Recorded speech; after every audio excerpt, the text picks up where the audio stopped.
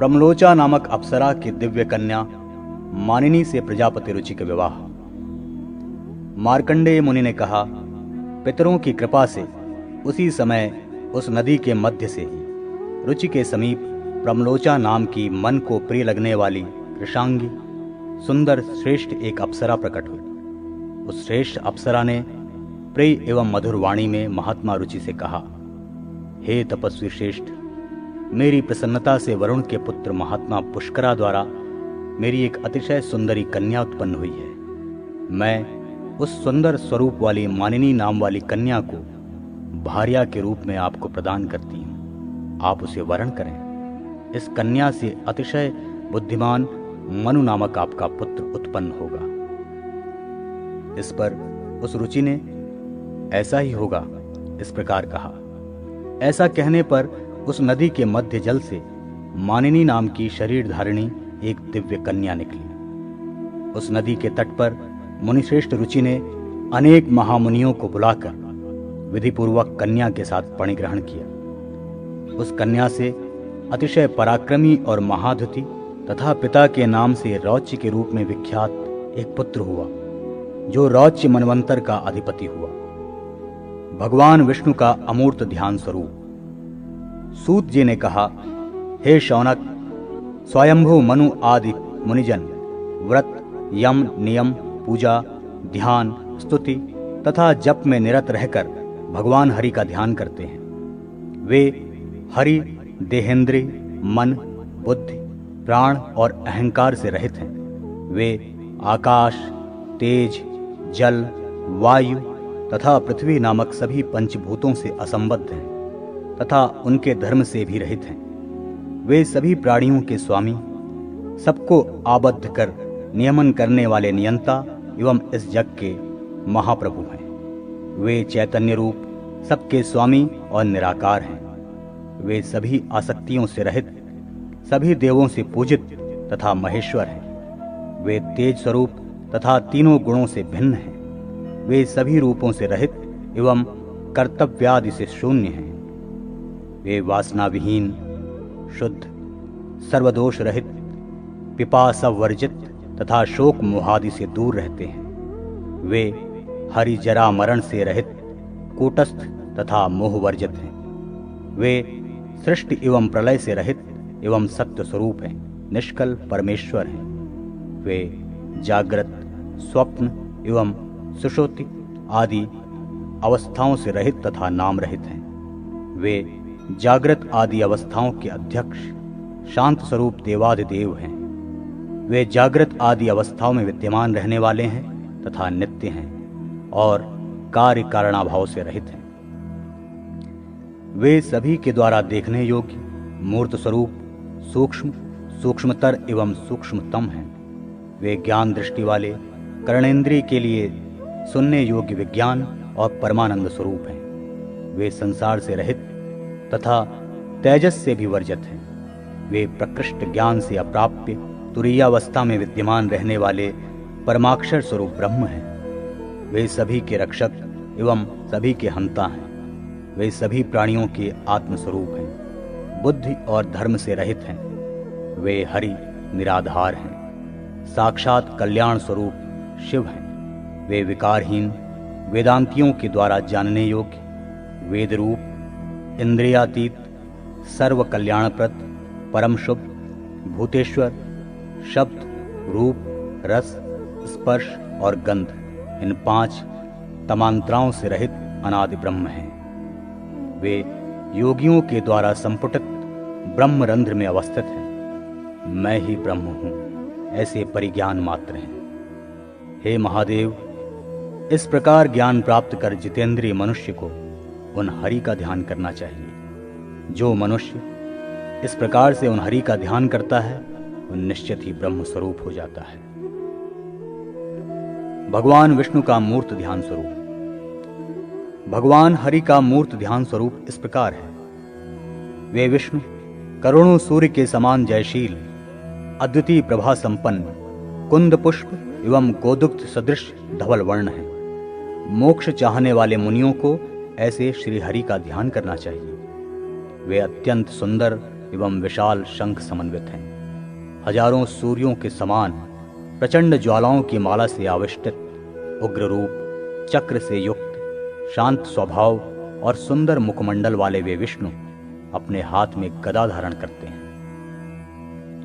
वे रत्नों से दैदीप्यमान बहुमूल्य किरीट से युक्त सर्वत्रगामी देव कमल को धारण करते हैं। वे वनमाला को धारण करने वाले तथा शुभ्र हैं, समान स्कंधों वाले तथा स्वर्णाभूषण को धारण करते हैं। वे शुद्ध वस्त्र धारण करने वाले, विशुद्ध देह वाले और सुंदर कांति वाले हैं तथा कमल पर विराजमान रहते हैं। वे स्वर्णमय शरीर वाले विष्णु सुंदर हार, शुभ, अंगद, केयूर और वनमाला से अलंकृत हैं। वे श्रीवस्त्र कौस्तुभमणि धारण करने वाले हैं एवं लक्ष्मी से वंदनीय और नेत्रद्वय से शोभायमान हैं। वे अणिमादिक गुणों से समन्वित विष्णु जगत के सृष्टिकर्ता और संहारक हैं। वे मुनि, देव तथा दानव सभी के लिए ध्यानगम्य अत्यंत सुंदर हैं। वे ब्रह्मादि से लेकर स्तंभ पर्यंत समस्त प्राणी वर्ग के हृदय में विराजमान हैं। वे सनातन, अव्यय, सभी के ऊपर कृपालु प्रभु नारायण, देवाधिदेव तथा चमकते हुए मकराकृत कर्ण कुंडलों से सुशोभित हैं। वे दुख विनाशक, पूजनीय, मंगलमय, दुष्टों के संहारक, सर्वात्मा, सर्वस्वरूप, सर्वत्रगामी और ग्रह दोषों के निवारक हैं। वे दैदीप्यमान नखों से समन्वित तथा सुंदर सुंदर अंगुलियों से संपन्न जगत के शरण स्थल, सभी को सुख देने वाले सौम्य स्वरूप महेश्वर हैं। वे समस्त अलंकारों से अलंकृत, सुंदर चंदन से संलिप्त, सर्वदेव समन्वित तथा सभी देवताओं का प्रिय करने वाले हैं। वे संपूर्ण लोकों के हितैषी, सर्वेश्वर एवं सभी की भावनाओं में विराजमान रहते हैं। वे सूर्यमंडल से अधिष्ठित देव, अग्नि और जल में भी निवास करते हैं। वे वासुदेव, जगत के धाता और मुमुक्षुओं के ध्यान करने योग्य हैं। हे हर, इस लोक में प्राणियों के द्वारा मैं ही वासुदेव हूँ, इस प्रकार चिंतनीय वे हरि आत्मस्वरूप हैं। जो मनुष्य इस प्रकार के भगवान विष्णु का ध्यान करते हैं वे परम गति प्राप्त करते हैं। प्राचीन काल में महर्षि याज्ञवल्क्य ने ऐसे स्वरूप वाले उन देवेश्वर का ध्यान किया था, जिसके फलस्वरूप धर्मोपदेशक के कर्तृत्व को प्राप्त करके उन्होंने परम पद प्राप्त किया था। जो मनुष्य इस विष्णु ध्यान नामक अध्याय का पाठ करता है उसको भी परम गति की प्राप्ति होती है। वर्ण धर्म निरूपण। श्री शिवजी ने कहा, हे हरे, हे केशिहंता, हे माधव, महर्षि याज्ञवल्क्य जी ने जिस धर्म का प्रतिपादन किया था आप मुझको उसे सुनाने की कृपा करें। श्री हरि ने कहा, मिथिलापुरी में विराजमान महर्षि याज्ञवल्क्य जी के पास पहुंचकर ऋषियों ने उनका अभिवादन किया और उनसे सभी वर्णों के धर्मादिक कर्तव्यों को जानने की अपनी इच्छा प्रकट की। तत्पश्चात वे जितेंद्रिय महामुनि सर्वप्रथम भगवान विष्णु का ध्यान करके उन सभी ऋषियों से धर्म संबंधित विषय का वर्णन करने लगे। याज्ञवल्क्य जी ने कहा, जिस देश में कृष्णसार नामक मृग विचरण करते हैं, मैं उस देश के धर्मादिक विषयों का वर्णन करता हूं, आप सब सुने। पुराण, न्याय, मीमांसा, धर्मशास्त्र, शिक्षा, कल्प, निरुक्त, व्याकरण, छंद एवं ज्योतिष के सहित 4 वेद, ये धर्म तथा 14 विद्याओं के स्थान हैं। मनु, विष्णु, यम, अंगिरा, वशिष्ठ, दक्ष, संवर्त, शातातप, पराशर, अपस्तंभ, उशना, व्यास, कात्यायन, बृहस्पति, गौतम, शंखलिखित, हारित और अत्र के साथ मैं स्वयं, हम सब भगवान विष्णु का ध्यान करके धर्मोपदेशक हुए। धर्म का अर्थ है पुण्य। पुण्य की उत्पत्ति के हेतु हैं शास्त्र विहित देश में, शास्त्र विहित काल में, शास्त्र विहित उपाय से श्रद्धापूर्वक योग्य पात्र को दिया गया दान तथा इसके अतिरिक्त अन्य सभी शास्त्रोक्त कर्म। इन्हें अलग अलग तथा समूह रूप में धर्म का उत्पादक समझना चाहिए। धर्म के उत्पादक इन हेतुओं का मुख्य फल योग के द्वारा आत्मदर्शन ऐसा ही है। इस आत्मदर्शन रूप परम धर्म के लिए देश आदि का कोई नियम नहीं है। चित्त वृद्धि निरोध होने से ये होता ही है। चित्त वृद्धि निरोध के लिए विहित उपायों के अनुष्ठान की संपन्नता में देश आदि का नियम आवश्यक है। अभी धर्म के उत्पादक जिन हेतुओं का निर्देश किया गया है उनके बारे में संदेह होने पर निर्णय प्राप्त करने के लिए परिषद का सहयोग लेना चाहिए। ये परिषद वेदों एवं धर्मशास्त्रों के ज्ञाता 4 ब्राह्मणों की अथवा 3 ब्राह्मणों की होती है। इस परिषद का निर्णय धर्म के संबंध में मान्य होता है। ब्रह्मवेत्ता वेद एवं धर्मशास्त्र विज्ञ एक ब्राह्मण भी धर्म के विषय में उत्पन्न संदेह का निराकरण कर सकता है। ब्राह्मण, क्षत्रिय, वैश्य और शूद्र 4 वर्ण हैं। इनमें प्रारंभ के 3 वर्ण द्विज कहलाते हैं। गर्भाधान से लेकर शमशान पर्यंत ऐसे द्विजों की समस्त क्रियाएं मंत्रों के द्वारा होती हैं। गर्भाधान संस्कार ऋतुकाल में होता है।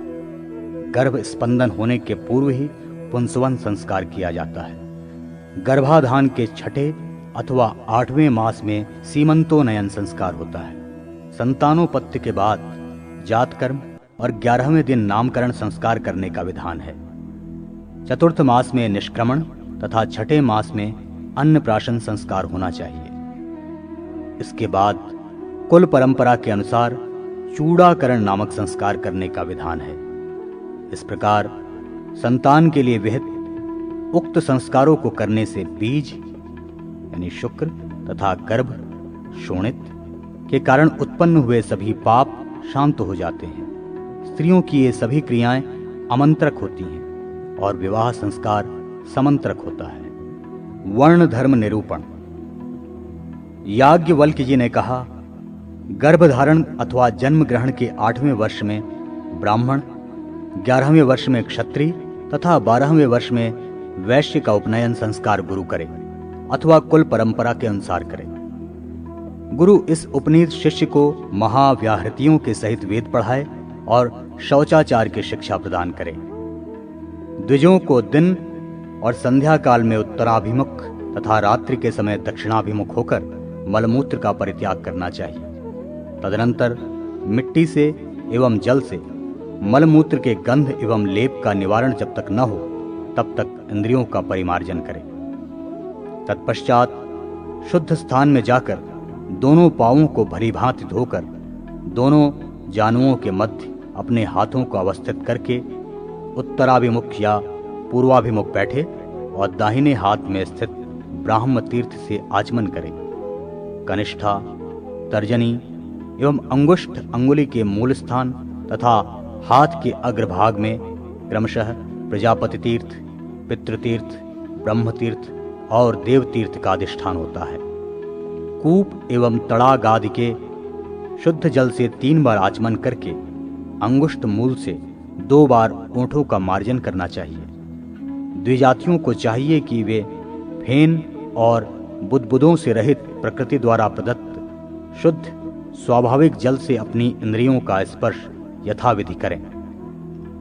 हृदय, कंठ एवं तालू तक पहुंचने के जल से ही क्रमशः ब्राह्मण, क्षत्रिय एवं वैश्य आचमन करके शुद्ध होते हैं। स्त्री एवं शूद्र की तालू तक पहुंचने वाले शुद्ध जल से 1 बार आचमन करने से ही शुद्धि हो जाती है। जिनका यज्ञोपवीत नहीं हुआ है उनके लिए भी इसी प्रकार आचमन की व्यवस्था है। प्रातः स्नान, जल दैवत, ओम आपोहिष्ठा आदि मंत्रों से मार्जन, प्राणायाम, सूर्योपस्थान एवं गायत्री मंत्र का जप प्रतिदिन अपने अधिकार के अनुसार यथाविधि करना चाहिए। ओम आपो ज्योति आदि मंत्र ही गायत्री मंत्र का शिरोभाग है। इस शिरोभाग से युक्त प्रति महाव्याहृति 1-1 बार प्रणव होकर तीनों महाव्याहृतियों के साथ गायत्री मंत्र का मानस जप करते हुए मुख एवं नासिका में संचरणशील वायु का नियमन करना ही प्राणायाम है। प्राणायाम करने के पश्चात 3 बार जल देवता के मंत्र से प्रोक्षण कर प्रतिदिन सायंकाल नक्षत्र दर्शन तक पश्चिम मुख बैठकर गायत्री मंत्र का जप करें। इसी प्रकार प्रातः काल की संध्या करके पूर्व मुख होकर गायत्री मंत्र का जप करते हुए सूर्य दर्शन के समय तक स्थिर रहें। उन दोनों संध्याओं में अपने गृह्य सूत्र के अनुसार अग्निहोत्र करें। तदनंतर मैं अमुक हूं, इस प्रकार कहते हुए वृद्धजनों को प्रणाम करें।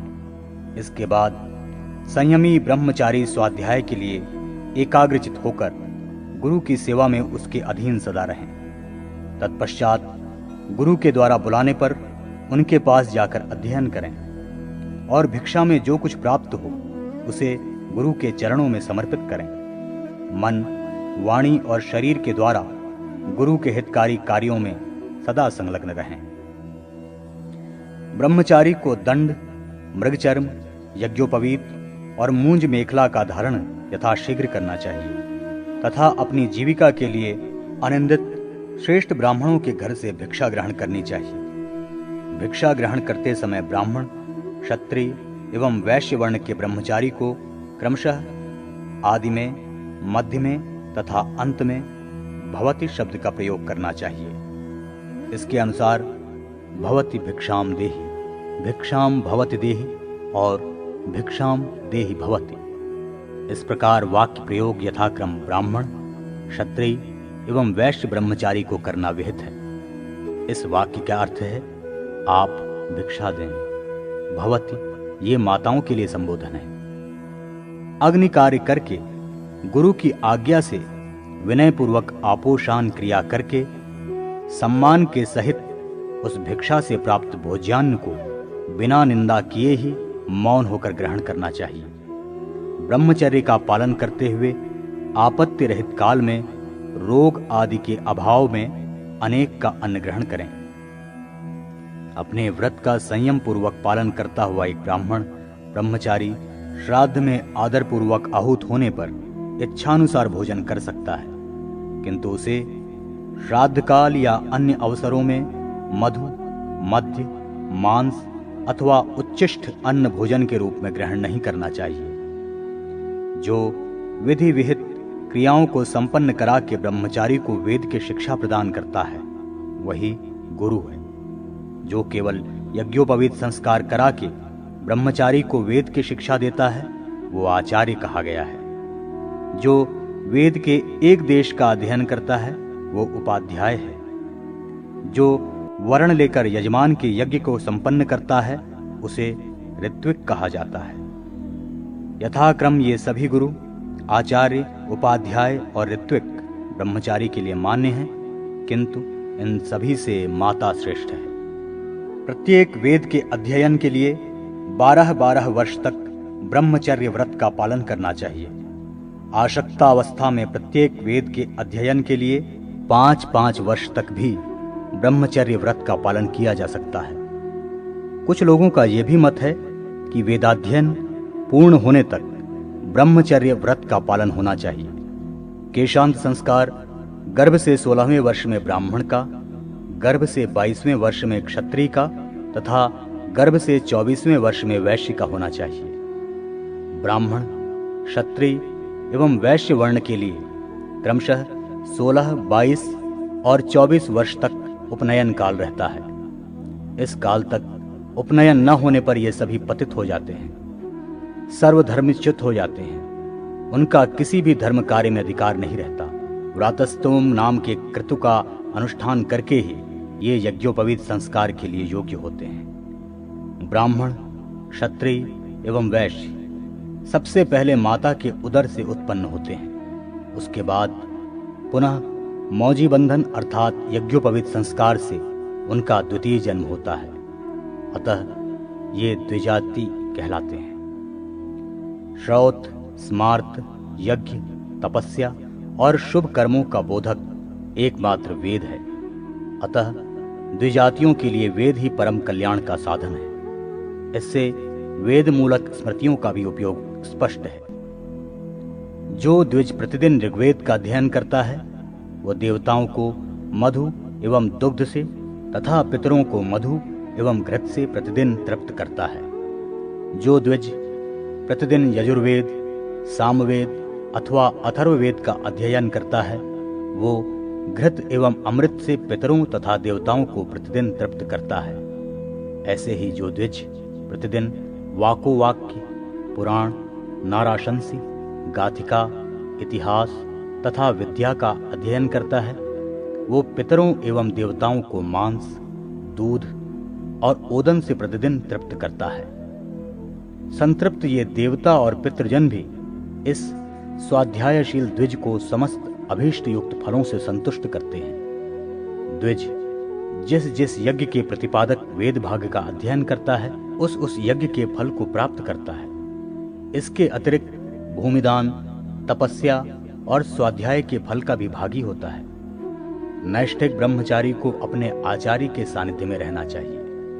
आचार्य के अभाव में आचार्य पुत्र और उसके अभाव में आचार्य पत्नी तथा उसके भी अभाव में वैश्वानर अग्नि के आश्रय में रहना चाहिए। इस प्रकार अपने देह को क्षीण करता हुआ जितेंद्रिय द्विज ब्रह्मचारी ब्रह्मलोक को प्राप्त करता है, उसका पुनः जन्म नहीं होता। गृहस्थ धर्म निरूपण।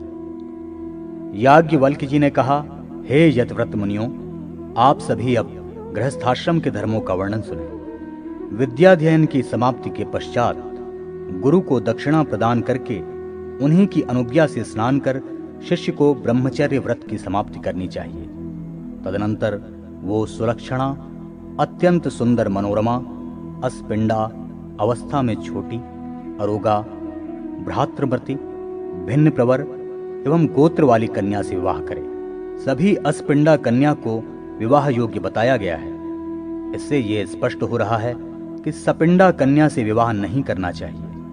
महर्षि याज्ञवल्क्य ने यहाँ सपिंडा के बारे में ये बताया है, माता से लेकर उनके पिता, पितामह आदि की गणना में 5वीं परंपरा तक तथा पिता से लेकर उनके पिता, पितामह आदि की गणना में 7वीं परंपरा तक सपिंड्य समझना चाहिए। इसके मध्य में आने वाली कन्या सपिंड्य तथा इसके मध्य में न आने वाली कन्या अस्पिंडा होगी। इसके अनुसार विवाह के लिए अस्पिंडा कन्या का चयन होना चाहिए।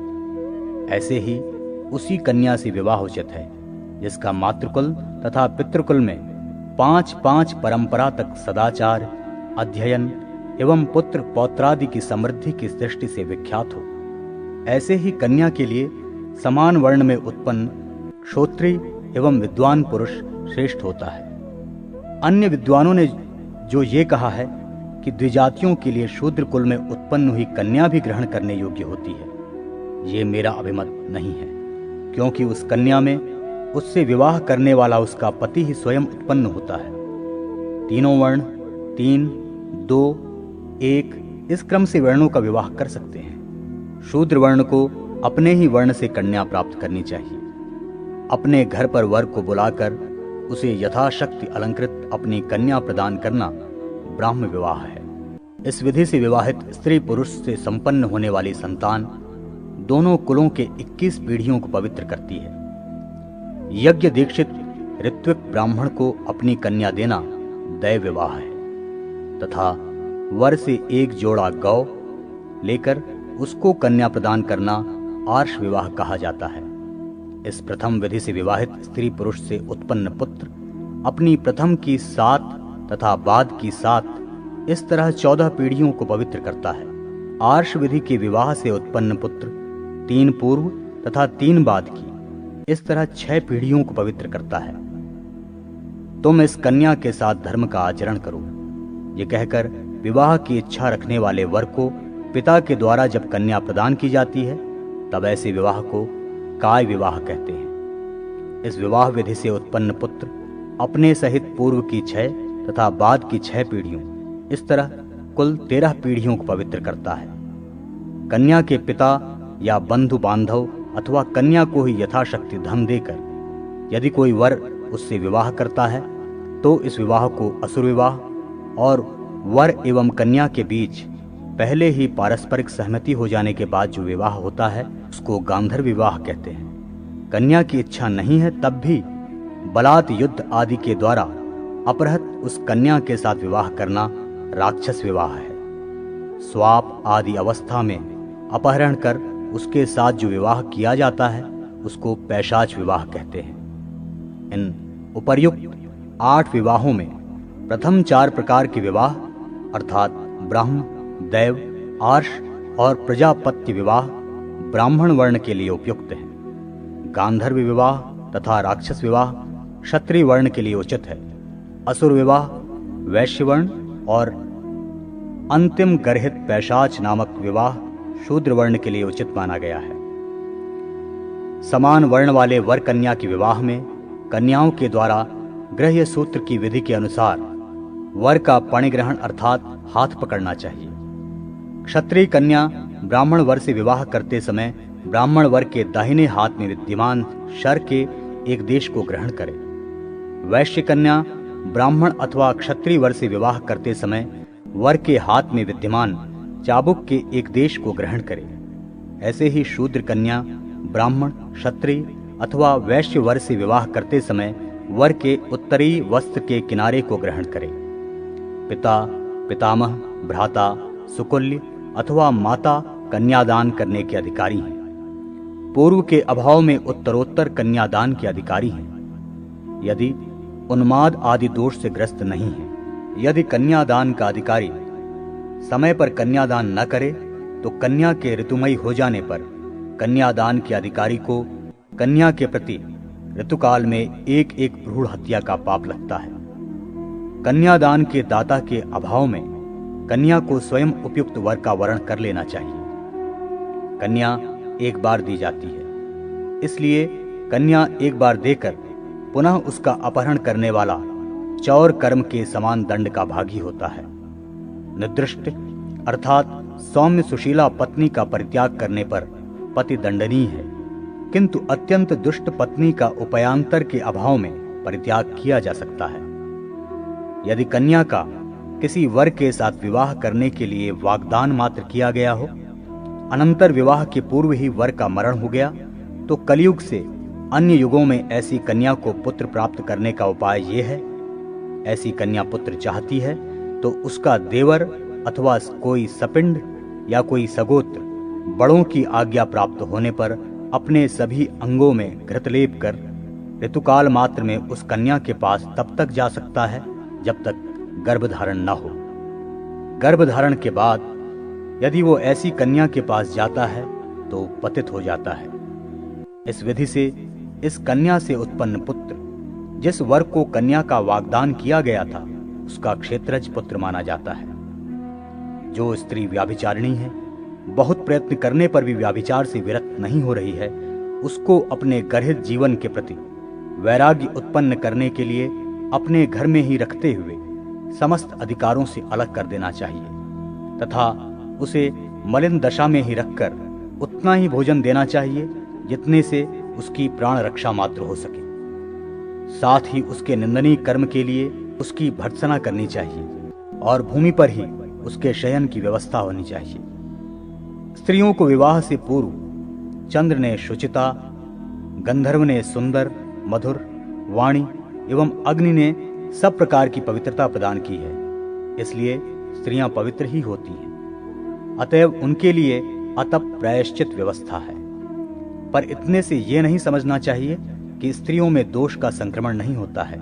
यदि कोई स्त्री केवल मन से पर पुरुष की इच्छा रखती है तो ये भी एक तरह का व्याभिचार ही है। ऐसे ही अन्य पुरुष से संपर्क करने का संकल्प मात्र कोई स्त्री कर लेती है तो ये भी किसी रूप में व्याभिचार ही है। ऐसा व्याभिचार यदि प्रकाश में नहीं आया है तो इससे उत्पन्न दोष का मार्जन उस स्त्री के ऋतुकाल में रजुदर्शन से हो जाता है। यदि परपुरुष शूद्र के साथ संपर्क कर कोई स्त्री गर्भधारण कर लेती है तो इस पाप का प्रायश्चित उस स्त्री का त्याग ही है। ऐसे ही गर्भवध, पतिकावध, ब्रह्महत्या आदि महापातक से ग्रस्त होने पर तथा शिष्य आदि के साथ गमन करने वाले स्त्री का त्याग ही कर देना चाहिए। मदिरापान करने वाली, दीर्घ रोगिणी, द्वेष रखने वाली, वंध्या, अर्थ का नाश करने वाली, अप्रियवादिनी, कन्या को ही उत्पन्न करने वाली एवं पति का अहित ही करने वाली भार्या का परित्याग कर दूसरा विवाह किया जा सकता है। प्रथम विवाहिता स्त्री का भी दान, मान, सत्कार आदि के द्वारा भरण करना चाहिए, अन्यथा उस स्त्री के पति को महापाप होता है। इसके अतिरिक्त यह भी ध्यान देने योग्य है कि जिस घर में पति पत्नी के मध्य किसी भी प्रकार का विरोध नहीं होता, उस घर में धर्म, अर्थ और काम इस त्रिवर्ग की अभिवृद्धि होती है। अतः प्रथम विवाहिता एवं वर्तमान भार्या में अस्वीकृत स्त्री भी पूर्व में भार्या रही है। इस दृष्टि से उससे विरोध नहीं ही करना चाहिए, उसे पूर्ण प्रसन्न रखना चाहिए। जो स्त्री पति की मृत्यु के पश्चात उसकी जीवित रहते हुए अन्य पुरुष का आश्रय नहीं लेती, वो इस लोक में यश प्राप्त करती है और अपने पातिव्रत्य पुण्य के प्रभाव से परलोक में जाकर पार्वती के साहचर्य में आनंद प्राप्त करती है। यदि पति अपनी स्त्री का परित्याग करता है तो उस स्त्री को भरण पोषण के लिए अपनी संपत्ति का तृतीयांश दे देना चाहिए। स्त्रियों को अपनी पति की आज्ञा का पालन करना चाहिए, यही उनका परम धर्म है। स्त्रियों में ऋतु अर्थात रजोदर्शन के प्रथम दिन से 16 रात्रि तक उनका ऋतुकाल होता है। अतः पुरुष को उक्त 16 रात्रियों की युग्म रात्रियों में अपनी पत्नी के साथ पुत्र प्राप्ति के लिए संसर्ग करना चाहिए। पर्वों की तिथियों में तथा ऋतुकाल की प्रारंभिक 4 तिथियों में सहवास नहीं करना चाहिए। अपनी अपेक्षा शाम स्त्री का सहवास पुत्र प्राप्ति में सहायक होता है। मघा और मूल नक्षत्र में सहवास वर्जित है। इन नियमों का पालन करके ही अपनी स्त्री से सुंदर, सबल, उत्तम लक्षणों वाले निरोग पुत्र को उत्पन्न किया जा सकता है। स्त्रियों को इंद्र ने जो वर दिया है उसे ध्यान में रखते हुए पुरुष यथाकामी भी हो सकता है। पुरुष के यथाकामी होने में 2 कारण हैं। प्रथम, पुरुष को अपनी पत्नी में ही रति रखनी चाहिए और द्वितीय, स्त्रियों की रक्षा करना पुरुष का धर्म है। पति, भ्राता, पिता, पितृव्य, सास, श्वशुर, देवर तथा अन्य बंधु बांधवों को स्त्रियों का आभूषण, वस्त्र एवं भोजनादि के द्वारा पर्याप्त आदर करना चाहिए। स्त्री को घर की सामग्री संयमित रूप में रखनी चाहिए, कार्य कुशल होना चाहिए, प्रसन्न रहना चाहिए, मितव्ययी यानी अधिक खर्चीली नहीं होना चाहिए तथा सर्वदा अपने सास ससुर के चरणों का वंदन करना चाहिए।